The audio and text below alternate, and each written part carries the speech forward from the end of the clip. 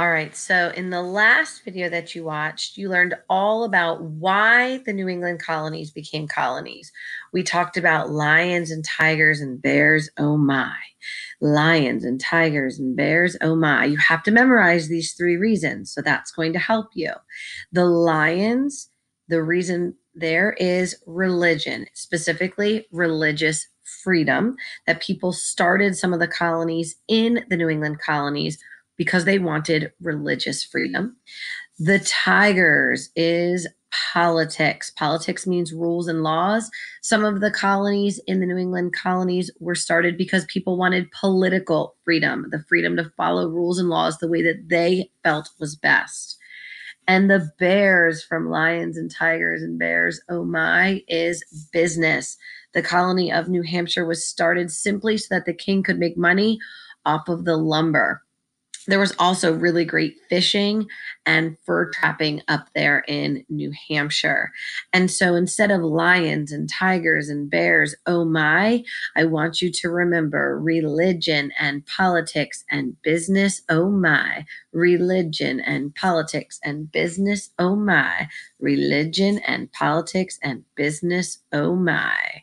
But this video is going to focus more on if you lived in one of these four New England colonies, what would your life have been like? And so, what we're going to do is we're going to talk about what I'm going to call New England villages that all throughout the four New England colonies of Massachusetts, Connecticut, Little Guy, Rhode Island, and New Hampshire were all of these villages. And while the villages were obviously unique and different to one another, all of the villages had a lot of similarities. Their layout and what they had and how they existed were all very similar. So if you lived in New England, a New England colony, you most likely lived in one of these New England villages. So I want you to kind of use your visualization skills and I want you to kind of picture building one of these towns or villages. So the first thing that I want you to picture is that there would be a dirt or gravel road that would lead to this village. And each family that lived in the village would have their own house along this road. And each of these houses would have their own garden, growing some different things, and a row of fruit trees. Maybe there's apple trees and or plum trees. And each family would also have an animal pen, something that might hold animals like cows, sheep, chickens, or pigs. Now, these, of course, are not meant to be pets. These are going to be your future breakfast, lunch, and dinner. And so every family had their house, their garden, their fruit trees, and their animal pen right next to their home, right along this road. Now, inside each one of these villages, was a meeting house. And you can see some examples of some meeting houses that existed in the New England colonies in a New England village. And the meeting house was by far the most important building in the entire village.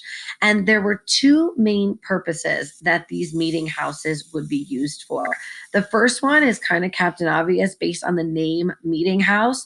These meeting houses would be used to hold what were called town meetings. These were meetings where if you were a white male landowner, and in order to be a landowner, you had to be wealthy enough to own land and old enough to own land. So if you were a white male landowner, you could go to these town meetings, these meetings in the meeting house where you would vote on different town laws and rules.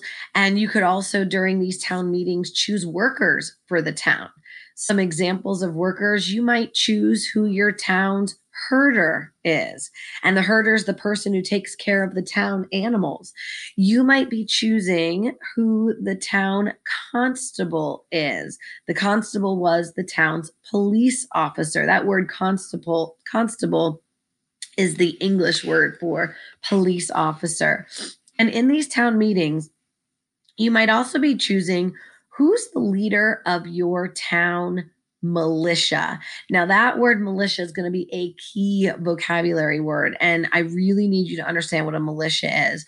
A militia, guys, if you look at the word militia, it almost looks like military, and that's because they're similar. But a militia is a volunteer army. A militia is made up of a group of people of all ages, anywhere from maybe 16 years old to 76 years old. And the members of the town militia, this volunteer army, would be your everyday people. Maybe it's your farmer, your blacksmith, maybe you're a 16-year-old boy. And these are people that are volunteering that if trouble were to arise, they would drop things and take care of it. And so this is just a volunteer army, everyday people who basically volunteer and say, listen, if something were to happen, we'll come and help. Um, and that's going to be really important. So during these town meetings, you might be voting on, if you're a white male landowner, who's the leader of this town militia. Now, town meetings were a huge part of the importance of the meeting house, but town meetings would maybe only happen once a month, maybe once every few weeks. But that meeting house would be used daily for something else. And that is because if you think about it, religion is extremely important to people living in the New England colonies. And so, in each of these New England villages, they need a place to worship. They didn't have churches in these villages. Instead, people came to the meeting house, and they wouldn't just go on Sundays like we often do today. They would go many times a week, maybe even every single day, to worship in the meeting house. And so the two main purposes of this extremely important building is to hold town meetings and to worship. Now, the next vocabulary word I want you to know is the word common. And if you think about it, we have a commons area in our team dedication. It's that open area in the middle of our team, and everybody on team can use it. But the actual term common, if you look here at the picture, a common in this village is basically an open area of grassy land found at the center of town. And just like our commons, everyone can use it. It's kind of a free space for everyone to use. And in the town common, you might have cows or sheep grazing. This would be a great place for the children to play. This would also be a nice open area for our militia, that volunteer army, to practice and train. Now, we know that when the Revolutionary War begins, the Revolutionary War is going to be our colonists, the people living in these colonies, like these New England villages, against England's army, the strongest army in the world. And so when the colonists fight England, it will be the colonists' militias or volunteer armies that will be starting the war fighting against England. And so I wonder how often these militia would practice and train. Well, I'm going to tell you, it wasn't very often. These militia would only practice and train about once a year. Now, if you're someone on a sports team, if your team only practiced once a year, would you be very good? I would say no. Would you be ready for the big game if a big game were to happen? I'd say no way. So these militias, these volunteer armies would only train about once a year. But if they did, they would be training in that open grassy area, that common. And the common was kind of the center of town, and everything around the town would kind of be built around this open grassy area. So a lot of the businesses that the town would have would be surrounding that common. And here are some of the most, typical businesses that you would see: the cobbler, the blacksmith, the tailor, and the cooper. And you might not know what these businesses are. The cobbler, now that's one of my favorite desserts, but this is a different meaning. A cobbler is someone who makes and repairs shoes. So a typical New England village would have a cobbler. A typical New England village would also have a blacksmith. And without a doubt, the blacksmith was probably the most important business in the entire village. The blacksmith is an expert of making things out of metal, things like tools and weapons. Blacksmith, key business in this town. These villages would also have a tailor. A tailor is someone who makes and repairs clothing. And these villages would also have a cooper. Now, you probably don't know what a cooper is because we don't really use these much today, but a cooper is someone who is an expert at building barrels and baskets. And this is important because back then, during colonial times, we would constantly be using these barrels to store things, even collect rainwater and such. So a cooper was a very important business in the village.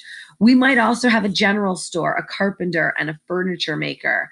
The general store is kind of your one-stop shop where you would go if you kind of missed things that you used to have when you lived back in Europe, back in England.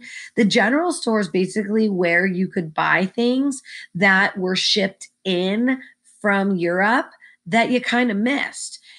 Things that are shipped into the colonies are called imports. Im means in. So the general store sold imports, goods that are shipped into the colonies, things that they didn't make in the colonies, but you still wanted. Things like tea, spices, silk, buttons. You could go to your general store to get those imports. Also, you might need a carpenter. So, our villages would have a carpenter. That's someone who's an expert at working with wood. They would be making your furniture and such. And then, of course, a furniture maker specifically would be that expert at making furniture. So these businesses would kind of be surrounding that open grassy area, that common. So here you're kind of looking at a typical New England town or a New England village. And if you kind of look, you can definitely see that open grassy area here. And you can definitely see some of the houses and kind of give you a key here. And if you want to even hit pause and kind of look at this a little bit more with the key, the numbers kind of tell you what it's corresponded with. But you can see that our meeting house is right here. And our meeting house is again where they would hold town meetings. It's kind of and they would obviously go to worship many times a week. And this was definitely one of the most important buildings in the entire village. Number 3 is a school. And these New England towns during the colonial times, they only had one school. It doesn't matter if you're 5 or you're 18, this is the school you would go to. And back then, girls and boys would both go to school. But girls would probably only go to school until they were about 8 or 9 years old, till they're old enough to do some basic reading and basic arithmetic. And then you would leave school and you would learn how to kind of be the woman of the house. You would learn how to cook and clean and care for your family. Boys, you would go to school and continue all the way through high school. And then if you wanted to continue your education after high school, then you could leave your town or village and go to a city somewhere in the colonies, maybe New York City or Philadelphia or Charleston in South Carolina, and you could go to college. Unfortunately, women didn't have that option then. You can see that there's a well here right in the common where they could get water. You can see the shops that are around. You can see the blacksmith is right here.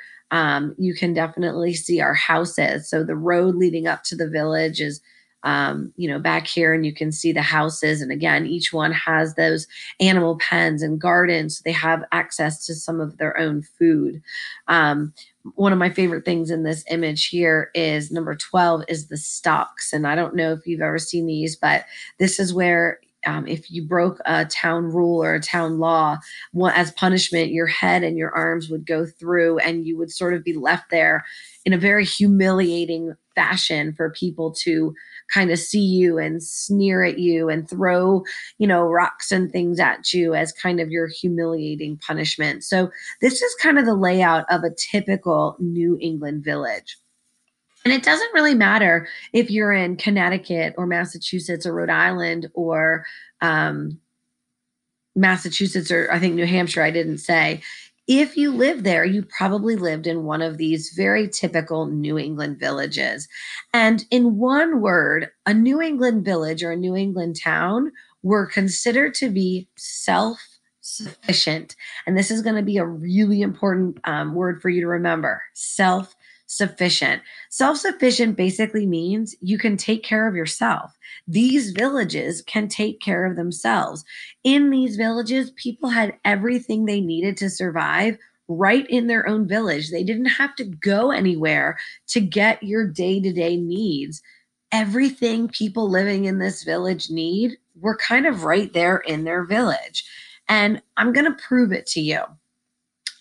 If we think about what are some things that people back then during the colonial times would need or use on a daily basis, I'm going to prove to you that all of these things are right there in a typical New England village. Well, if I'm going to make a list of things that people need or use on a typical day, obviously water, food, and shelter. But we also need clothing, shoes. We need furniture for our homes. We need tools and weapons. We need education for the children in the town or village. We need a place to worship because religion is extremely important to us. We need rules to keep order, and we need protection.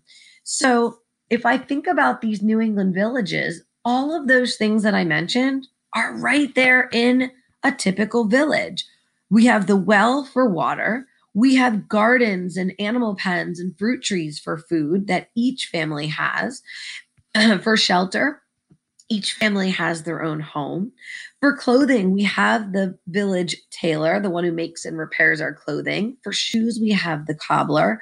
For furniture, of course, we have our furniture maker or maybe even our carpenter. For tools, we have our blacksmith right there in our own village. And same thing with our weapons. If we need weapons, our blacksmith is there to get them for us and to make them for us. We have that school to help us educate our children.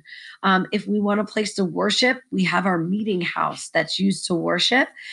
We also have our meeting house as a place where we can make rules and laws for our village. And then, of course, we have our militia, that volunteer army for protection. So everything that we need is right there in our village. We don't have to go anywhere for these things. Of course, we can come and go. We have the road leading to our village, but everything someone would need on a day to day basis is right there in our village.